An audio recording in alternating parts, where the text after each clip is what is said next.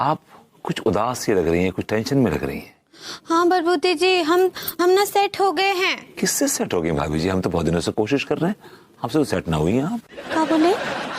भाभी जी उसे अपसेट कहते हैं। हाँ सही पकड़े हैं। लाइकी हेलो तनी अपने लड़किया के दे दा, हमार लड़को बतियाई। हेलो ले अपने भातारा से बतिया ले रे मंगो ले बतिया। कहाँ कहलो बाबूजी तू? बतिया। हेलो और लगत नहीं। खुश रह खुश। लाइकी अरे अपने मौगी के नारियल पहुंचा दे। काहे रे? कहा तारी ए हो सखी अदियारवा कयावे मन नाही भरता भातार से। जाए दे माजा लेके आई।